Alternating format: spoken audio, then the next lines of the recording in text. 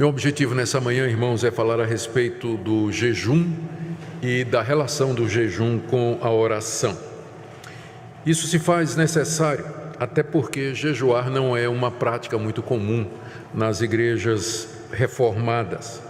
Há inclusive quem defenda que jejum é uma prática judaica e não mais uma prática cristã. E do outro lado, há também muitos exageros e abusos com relação à prática do jejum em muitas igrejas que se dizem evangélicas. Por isso que é necessário nós irmos à Escritura, à Bíblia, e procurarmos aprender dela o que o Senhor nos revela a respeito desse assunto.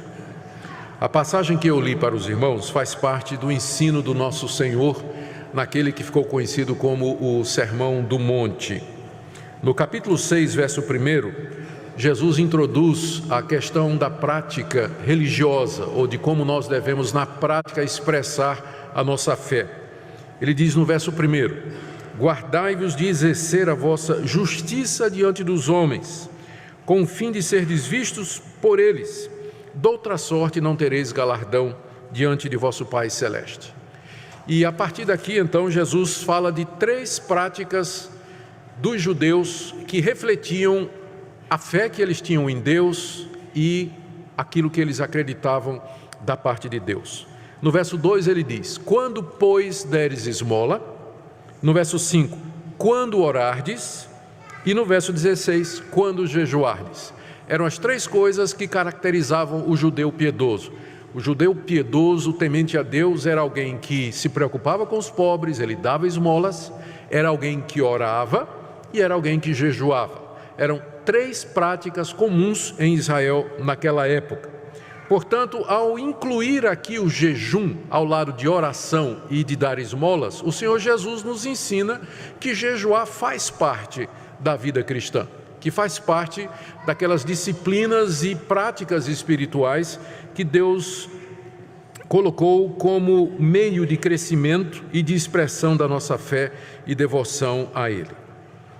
Vamos ver o que nós podemos aprender a respeito desse tema, então, dada a sua importância, a partir das palavras do Senhor Jesus. E vamos começar com o conceito bíblico do que é jejuar. O jejum não foi inventado por Jesus, ele era prática do Antigo Testamento, bem antes do nosso Senhor vir ao mundo. Jejuar era se abster voluntariamente por um dia ou vários dias de alimento e às vezes de água. Há relatos de jejum de um dia no Antigo Testamento, jejuns de 7 dias e até jejuns de 40 dias também. E o jejum, que era ficar sem comer durante um período, tinha vários objetivos. O jejum era feito sempre com oração. Então o jejum nunca é visto como uma coisa isolada, alguém deixar de comer para agradar a Deus. Não, o jejum no Antigo Testamento ele sempre vem junto com a oração. Ou seja, o objetivo de quem jejuava era tirar um tempo para orar e buscar a Deus, e nesse período a pessoa se abstinha de alimentos, de água às vezes, com o objetivo de preparar o coração para melhor servir a Deus em oração. Tanto é que várias vezes no Antigo Testamento, jejuar é referido como sendo afligir a alma. Lá no Salmo 35, verso 13, o Davi nos diz o seguinte, veja o que é que ele fala. Quanto a mim, estando os meus inimigos enfermos, o meu vestido era pano de saco. Eu afligia a minha alma com jejum e em oração me reclinava sobre o peito. Ou seja, do jeito que Davi fala aqui, ele está dizendo que o jejum tinha como objetivo afligir a alma dele, quebrantar a alma dele. É interessante que há apenas um jejum no Antigo Testamento que era obrigatório. Era o jejum no dia da expiação, era aquele dia em que o sumo sacerdote oferecia um sacrifício pelos pecados do povo de Israel. E Moisés, ao falar sobre aquele dia, ele diz lá em Levítico 16, 29, nesse dia da expiação, vocês vão afligir a alma de vocês. Ele diz umas 3 vezes isso, a palavra jejum não aparece, mas é o que significa afligir a alma. Ou seja, vocês vão se abster de comer nesse dia, E essa abstinência de alimentos, que é o jejum, essa falta de alimentos, que é no corpo, ela acaba produzindo um efeito na alma, a aflição, a fome e o senso de que você precisa de comida, que você depende do alimento para viver.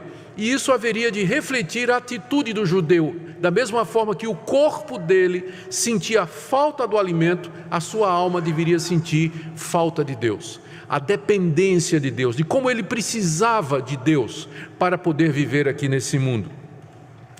Então havia um dia no ano em que o jejum era mandatório para o judeu. Mas apesar disso, os judeus costumavam tomar iniciativas para jejuar. Há vários casos, muitos casos que estão relatados no Antigo Testamento, de jejuns que eram praticados pelos judeus como povo ou individualmente. E geralmente eles faziam isso quando eles estavam tristes pelos pecados que eles cometeram, estavam arrependidos, queriam pedir perdão a Deus. Então, como expressão do quebrantamento do coração, eles ficavam sem comer um dia ou vários dias, enquanto buscavam a Deus, pedindo perdão de Deus e reconciliação com Deus. Uma outra ocasião em que os judeus jejuavam, sem ser no dia da expiação, era quando eles estavam angustiados com alguma calamidade pública, tipo assim, as chuvas não estavam chegando, havia o risco de perder a colheita, havia uma grave crise econômica, ou então eles estavam diante de uma guerra, um inimigo mais poderoso estava vindo. Então o judeu afligia a sua alma, ele buscava a Deus, ele se humilhava diante de Deus, ficava sem comer e dedicava tempo a implorar a Deus a sua graça e a sua misericórdia. Então era assim que era praticado o jejum no Antigo Testamento. Aqui Jesus espera que os seus discípulos jejuem também, porque veja aqui, voltando para o nosso texto de Mateus 6, ele diz no verso 16, quando jejuardes, ou seja, ele está pressupondo que os seus discípulos vão continuar a prática de jejum, que era conhecida do povo de Deus no Antigo Testamento. Ele não está abolindo o jejum, ele está pressupondo que os seus discípulos continuarão essa prática, não é? Nós, então, não há dúvida nenhuma de que o jejum faz parte da nossa expressão cristã de piedade, de serviço a Deus e de adoração. O próprio Jesus, mais adiante, aqui no próprio Evangelho de Mateus, capítulo 9, ele ensina que depois da sua morte e da sua ressurreição, os seus discípulos haveriam de jejuar. Vamos ler a passagem, está aí do verso 14 a 17, nesse mesmo Evangelho, capítulo 9, 14 a 17.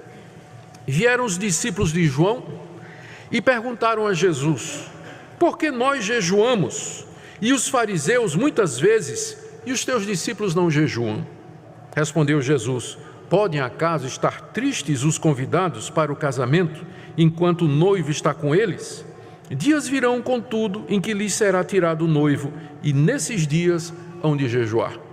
Embora Jesus, no capítulo 6, tenha pressuposto que os seus discípulos haveriam de jejuar, aparentemente Jesus não esperava que eles fizessem isso o tempo todo, como os fariseus e como os discípulos de João Batista. Tanto é que estes estranham que os discípulos de Jesus não viviam jejuando como os fariseus. Os fariseus jejuavam toda segunda e toda quinta-feira. E os discípulos de Jesus não seguiam essa prática, que era uma prática oriunda do rabinismo, do judaísmo daquela época. Ela não está nem prevista no Antigo Testamento, 2 dias regulares de jejum. E eles estranhavam, o senhor não é um rabino, o senhor não é um mestre? Os discípulos dos fariseus jejuam, os discípulos de João Batista jejuam, mas os teus não jejuam. Aí Jesus disse para eles, ele usou uma paráfrase, uma figura. Se você vai numa festa de casamento, o noivo está lá com a noiva, ele é o centro da festa, eles são o centro da festa, há toda aquela alegria. Quem é que vai jejuar numa festa de casamento? Quem vai para uma festa de casamento vai para se alegrar, vai para comer e vai para beber. Era assim que se fazia naquela época. Então, são expressões de alegria, não faz sentido você jejuar numa festa de casamento. O que Jesus queria dizer? Eu sou noivo. E eu estou aqui com os meus discípulos. A minha presença entre vocês é como a presença do noivo numa festa. Não faz sentido meus discípulos jejuarem enquanto eu estou aqui, porque jejum é uma expressão de quebrantamento, de tristeza, e eles não têm motivo para isso, porque eu estou aqui entre eles. Mas, Jesus disse, final do verso 15, dias virão em que o noivo vai ser tirado. Aí então eles vão jejuar. Jesus certamente está se referindo ao fato de que ele haveria de morrer, ressuscitar e voltar para o céu. Então, na ausência física de Cristo, sem a presença ressurreta física do Senhor aqui nesse mundo, os discípulos encontrariam motivo para jejuar, para buscar ao Senhor, para clamar pela sua vinda, pela instalação do seu reino, pelo avanço da sua palavra, progresso da igreja. Então, ele está pressupondo que depois que ele voltou para o céu, os discípulos encontrariam ocasião para jejum. Agora, mesmo que Jesus, e eu queria que você considerasse esse ponto aqui comigo, nós precisamos aqui andar numa linha bem fininha, bem equilibrada. Apesar do Senhor Jesus ter pressuposto que os seus discípulos haveriam de jejuar, isso é muito claro, jejum é uma prática cristã. Contudo, não parece que Jesus considerava que o jejum era para ser tão frequente e tão constante como, por exemplo, as orações. O próprio Jesus, que nós sabemos, pelo registro bíblico, só jejuou uma vez. Foi 40 dias, é verdade. Mas não temos relato, os evangelhos não descrevem Jesus jejuando durante o seu ministério. Diz que ele se retirava para orar, muito cedo. Ele procurava ficar sozinho e ele buscava o Pai em oração. Mas não há nenhum registro de que durante os 3 anos, depois daqueles 40 anos de jejum, 40 dias de jejum, Jesus então, durante os 3 anos que ele passou ministrando, que ele jejuava regularmente. Então, mesmo que ele admitia e queria que o jejum fosse feito, ele não parece ter visto isso como sendo uma prática tão frequente como a oração. Ele mesmo, numa certa ocasião, parece ter colocado o jejum como sendo alguma coisa especial. Os discípulos tentaram expelir um demônio e não conseguiram. Jesus expeliu o demônio com a palavra. E os discípulos perguntaram, por que nós não conseguimos expelir o demônio? Qual foi a resposta de Jesus? Essa casta só sai com jejum e oração. Ou seja, parece que ele coloca jejuar e orar para momentos críticos, momentos específicos de confronto com poderes das trevas, um momento de dificuldade. Ali então o jejum entra. Não parece ter sido uma coisa regular, mas é para jejuar em certas e determinadas ocasiões. E com isso bate o que nós encontramos no livro de Atos. No livro de Atos, que relata o ministério dos apóstolos e o crescimento da igreja cristã, apenas o jejum aparece somente em 2 situações. Uma lá em Atos capítulo 13, verso 1, quando diz que a igreja de Antioquia, na verdade os líderes da igreja de Antioquia, estavam servindo ao Senhor com jejuns e oração, e o Espírito Santo diz, separa Paulo e Barnabé para a obra que eu tenho chamado. E eles, com jejuns e oração, enviaram aqueles missionários para aquela que foi a primeira viagem missionária do apóstolo Paulo.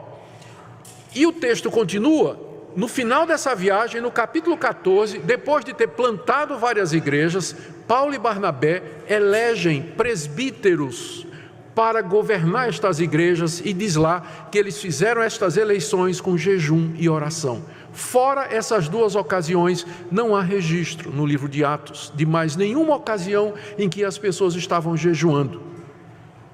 O que nos mostra a importância, e longe de mostrar que o jejum não era algo que não era feito, ao contrário, nos mostra o valor do jejum quando ele é usado em situações especiais, em momentos de crise, em momentos específicos. No livro de Atos você encontra a igreja orando, vários e vários relatos da igreja em oração, de jejum apenas 2 vezes. No apóstolo Paulo, o apóstolo Paulo costumava jejuar diante das angústias, adversidades e dificuldades do seu ministério.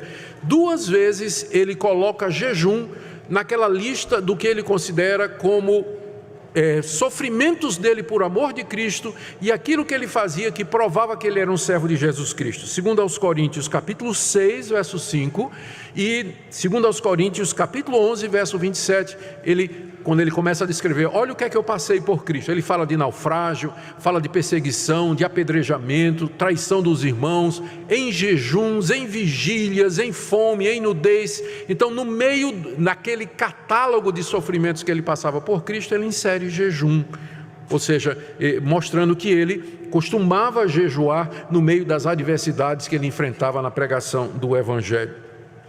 É interessante também que nas cartas que Paulo escreveu às igrejas, bem como as cartas que os demais apóstolos escreveram às igrejas, nós não encontramos uma única ordem para que os crentes jejuem, ou nenhuma orientação. Nós encontramos dezenas de orientações do tipo assim: orem sem cessar, orem em todo o tempo, orem pelos seus irmãos, orem dessa forma, orem no Espírito, perseverem na oração, mas não há uma única recomendação para jejuar, ou que nos diga de que maneira nós devemos jejuar. É interessante que jejum sempre vem com oração, mas oração nem sempre vem com jejum.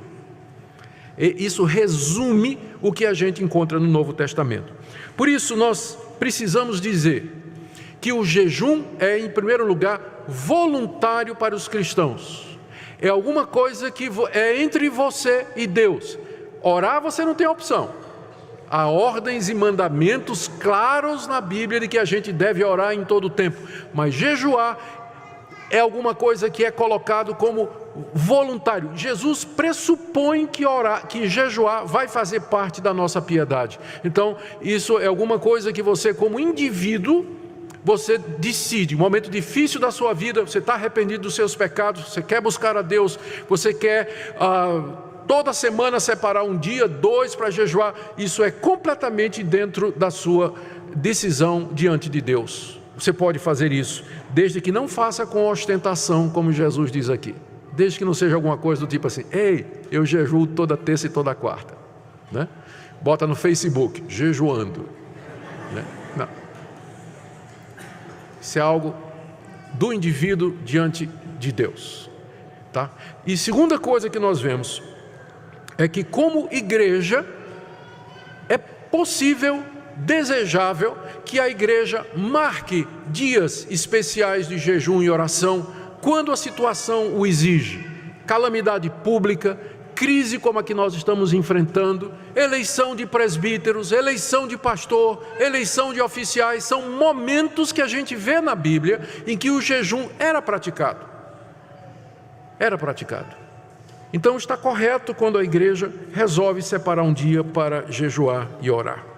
Então, é isso que nós aprendemos. Primeiro, o que era o jejum, já vimos. Segundo, o jejum era esperado como prática da expressão da piedade, da nossa fé em Jesus Cristo, embora não com a mesma frequência e constância que a oração, mas com certeza está lá. Terceira coisa que nós aprendemos do texto é que Jesus esperava que seus discípulos, quando jejuassem, o fizessem pela razão certa. Vocês vão jejuar, isso aí é tranquilo, mas vocês têm que fazer isso pelo motivo certo. Veja como ele diz, voltando agora para Mateus 6, outra vez o verso 16: quando jejuardes, não vos mostreis contristados como os hipócritas, porque desfiguram o rosto com fim de parecer aos homens que jejuam. Em verdade vos digo que eles já receberam a recompensa. Tu, porém, quando jejuares, unge a cabeça e lava o rosto, com o fim de não parecer aos homens que jejuas, e sim a teu Pai em secreto, e teu Pai que vê em secreto te recompensará. Aqui o Senhor Jesus está orientando os seus discípulos que, ao jejuarem, eles não façam pela mesma razão que os fariseus e judeus da sua época faziam. Já no Antigo Testamento, os judeus já tinham distorcido o jejum, a ponto de que o profeta Isaías, Deus falando através do profeta Isaías, repreendeu o povo por conta do tipo de jejum que ele fazia. Vamos aí, abra aí em Isaías capítulo 58. Abra sua Bíblia comigo, Isaías 58. Aqui o profeta repreende o povo, Deus falando pelo profeta, repreende o povo com relação à prática do jejum. No verso 3, Deus diz assim, no verso 3, Isaías registra o questionamento que o povo estava fazendo a Deus. Olha o que é que o povo estava dizendo a Deus. Por que nós jejuamos e tu não olhas para isso? Por que nós afligimos a nossa alma com jejuns e tu não levas em consideração? O povo está perguntando a Deus, Deus, nós estamos jejuando.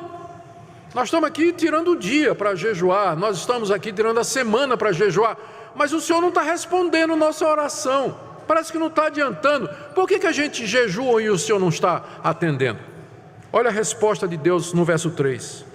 Porque no dia em que jejuais, cuidais dos vossos próprios interesses, e cuidais, exigis que se faça todo o vosso trabalho. Ou seja, o alvo do jejum era separar um dia dedicado a Deus, um tempo de oração e de busca a Deus. Mas os judeus simplesmente entendiam que jejuar era ficar sem comer. E no dia que eles tinham estabelecido para o jejum, cada um ia cuidar das suas coisas, só ficando com fome. Isso não é o jejum. O objetivo no jejum não é você fazer dieta para perder peso. Tem um propósito espiritual no jejum, não é simplesmente ficar com fome. Veja ainda no verso 4. Vocês jejuam para contendas e rixas, e para ferirdes com punho iníquo. Jejuando assim como hoje, não se fará ouvir a vossa voz no alto. Ou seja, vocês estão jejuando, mas vocês vivem brigando entre vocês. No verso 5. Seria este o jejum que eu escolhi, que o homem um dia aflige a sua alma, passando fome, incline a sua cabeça como um junco. O junco era uma planta com talo comprido, quando chegava um tempo ela verga assim, Então ele compara, é isso que eu estou querendo, que vocês se verguem como se fosse um junco, com pano de saco em cinza. Final do verso 5, você chama isso de jejum aceitável a Deus? Ou seja, Deus está perguntando, vocês acham que o jejum é uma mera formalidade? É vocês parecerem, virem com a cara comprida, o rosto triste, curvado, com pano de saco e cinza, jogando areia na cabeça? Vocês acham que é isso que vai mover o meu coração? Olha o que é que Deus diz no verso 6. Porventura não é esse o jejum que eu escolhi? Que soltes as ligaduras da impiedade, desfaças as ataduras da servidão, deixes livre os oprimidos e despedace todo o jugo? Porventura não é também que repartas teu pão com o faminto, recolhe em casa os pobres desabrigados, cubras o que está nu e não te escondas do teu semelhante? Olha o que é que Deus está dizendo. Não adianta jejuar se isso não significa mudança na vida de vocês. O jejum só tem valor se ele é acompanhado por arrependimento, amor pelos outros, cuidado com os necessitados, mudança de vida, colocar a vida em ordem, tirar um dia para passar fome, clamar diante de Deus. Não tem valor nenhum se isso não for acompanhado por uma vida santa, reta, mudança de vida, disposição de consertar os caminhos. Aí então, veja as promessas.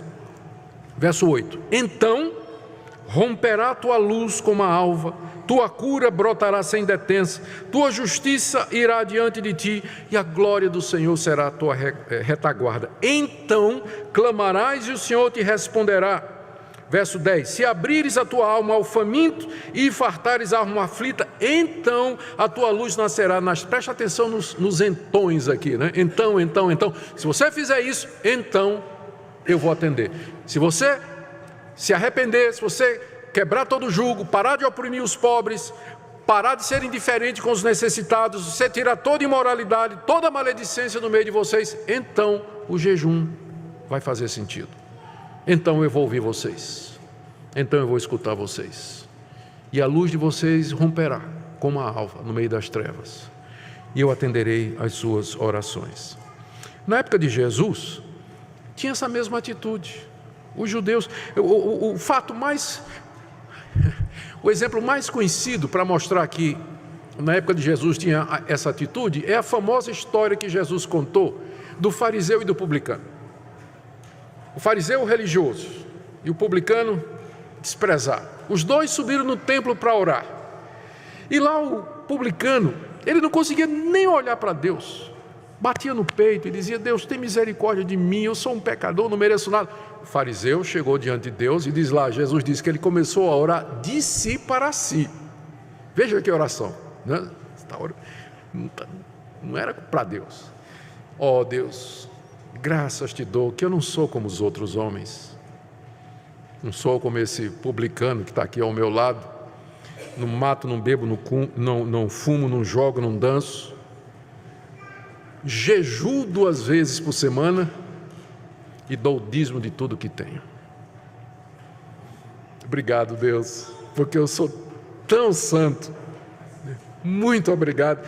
Não sou como essa gentalha aqui ao meu lado, mas eu sou espiritual, eu cumpro o teu querer. Jesus disse que o publicano saiu perdoado por Deus, mas não o fariseu. Essa atitude do fariseu refletia bem a atitude das pessoas na época de Jesus, não todos, é claro, para com o jejum. Era visto como algo meritório, como uma cerimônia religiosa que, se você fizesse, Deus teria a obrigação de lhe atender. E era feito com ostentação, que é o ponto aqui de Mateus 6, que Jesus está combatendo. Quando você jejuar, não seja como essas pessoas. Ele está dizendo para os discípulos dele: quando vocês jejuarem, não façam como essas pessoas. Como é que eles faziam? Além de ficar se gloriando, olha o que é que Jesus disse: eles querem ser vistos pelos homens. Aí o que é que ele fazia?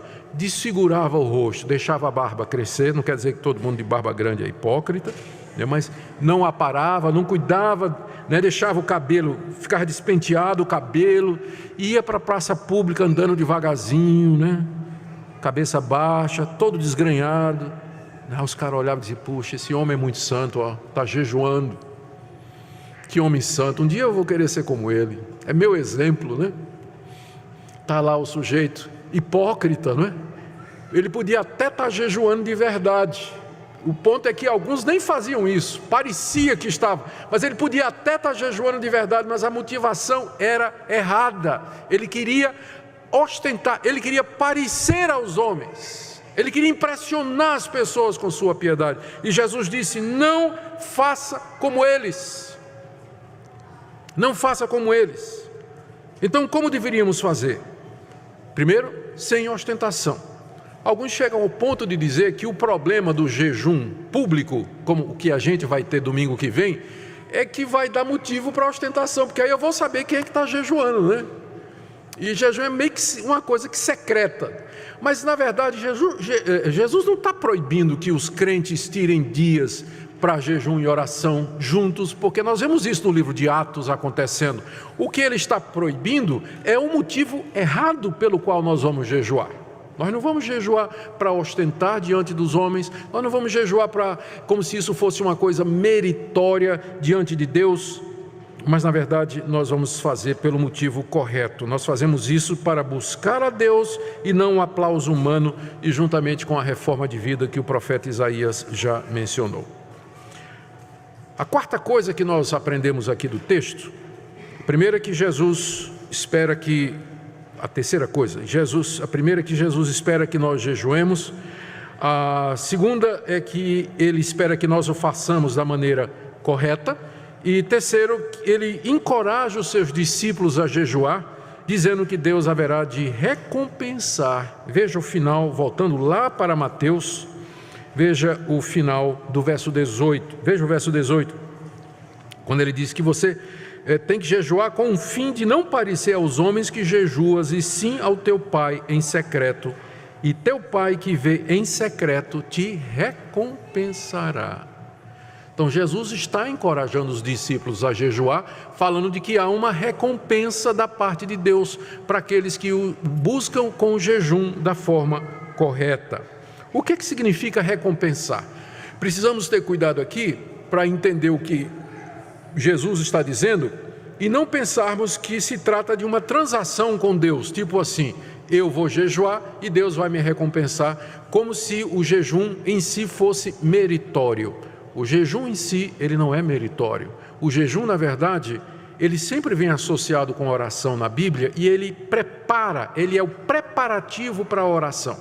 O jejum quebranta a nossa dependência carnal, mostra a nossa dependência de Deus, o quanto nós somos vulneráveis, o quanto somos mortais, mostra como a gente está viciado nas coisas desse mundo. O jejum é bom para mostrar quem nós somos, e aí nesse ambiente você vai orar da forma correta. O jejum é bom para colocar sua alma na direção correta na hora de orar. Então, quando diz que Deus vai recompensar, não é que é o jejum em si que é meritório, mas é porque o jejum nos ajuda a orar da forma correta e Deus então está disposto a nos atender quando nós oramos da forma correta. No contexto aqui, a recompensa que Deus promete significa simplesmente a aprovação dele. Porque veja só, vamos voltar lá para o caso da esmola, no verso 2. Quando você der sua esmola, não toque trombeta, porque os hipócritas fazem isso para serem glorificados pelo homem. Ou seja, quando você contribui para a igreja e você faz, alardeia o quanto você está dando para os pobres, para a igreja, manutenção do trabalho, as pessoas olham para você e, muito bom, essa é a sua recompensa. Aplauso humano, tudo. Mas quando você contribui discretamente, não está buscando a glória humana, Deus vai aprovar o que você está fazendo. Deus vai te recompensar, diz Jesus. Veja no verso 4, a tua esmola fica em segredo e teu pai que vem em secreto te recompensará. Mesma coisa com relação à oração. Verso 5, quando você orar, não seja como o hipócrita que ora querendo parecer aos homens que é piedoso, mas se tranque no quarto, final do verso 6, e teu pai que vem em secreto te recompensará. Certo? Mesma coisa é o jejum. Se você jejuma para ser visto pelos homens, para se exibir alguma coisa, sua recompensa é essa, o aplauso humano. Mas quando a gente faz pelo motivo certo, na busca de Deus, de coração, então é Deus quem nos recompensa. Nós temos a aprovação dele. Ele se alegra em nós e ele se regozija em nós. Essa é a nossa maior recompensa.